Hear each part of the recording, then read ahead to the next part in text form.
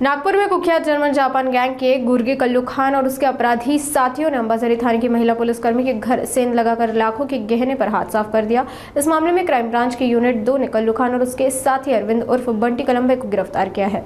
2 February को दाभा निवासी अंबाझरी थाने में तैनात रूपाली रुपेश कलंबे के रिश्तेदार का निधन हो गया था। रूपाली अंत्येष्टि में शामिल होने के लिए गई थी। घर पर उसके ससुर थे, वे भी शाम को टहलने के लिए चले गए। इसी दौरान आरोपियों ने ताला तोड़कर घर से 2 लाख का माल चुरा लिया। वापस लौटने के बाद रूपाली को घटना का पता चला। पुलिसकर्मी के घर ही चोरी होने से पुलिस दबाव में थी। रूपाली के घर से सीसीटीवी खंगालने पर आरोपी नजर आए। लोकेशन की जांच करने पर आरोपियों की मौजूदगी की पुष्टि की गई। पुलिस ने कल्लू और बंटी को हिरासत में ले लिया। उनसे 2 पहिया से 1.5 लाख का माल बरामद किया गया। कल्लू कुख्यात जर्मन जापान गैंग का चर्चित सदस्य है। कल्लू के खिलाफ हत्या और हफ्ता वसूली सहित कई मामले दर्ज है। आमच्या महिला कर्मचारी रूपाली कळंबे राहणार गिटकधान हद्दीमध्ये यांच्या राहत्या घरी चोरी झाली होती। त्या सदर चोरीचा आम्ही पोलीस स्टेशनच्या पॅरलल समांतर तपास करत असताना प्राप्त सीसीटीव्ही फुटेज आणि इतर जो तांत्रिक तपास आहे तो करून यातील आरोपी निष्पन्न करण्यात आले होते।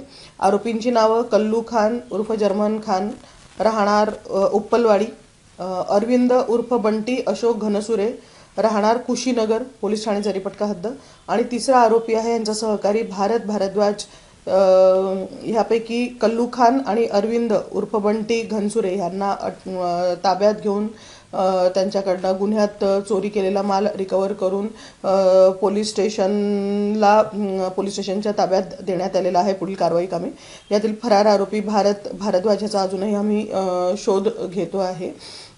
सदरील महिला आणि तिचे घरचे नातेवाईक हे दिनांक 2 फेब्रुवारी रोजी बाहेर गेलेले असताना त्यांच्या घरात बंद घराचं कुलूप तोडून आरोपितांनी घरात प्रवेश करून आणि घरातली चोरी केलेली आहे।